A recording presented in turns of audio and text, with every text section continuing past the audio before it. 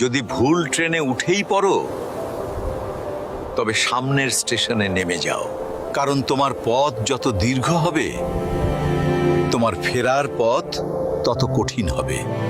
সব শিক্ষা বইয়ের পাতা থেকে নয়, কিছু শিক্ষা পরিস্থিতি আর বাস্তবতা থেকে হয়।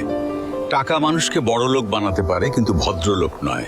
ভাঙা মোবাইল আর নষ্ট সম্পর্ক তুমি যতই মেরামত করো না কেন, সেটা আর কখনোই আগের মতো সার্ভিস দিবে না।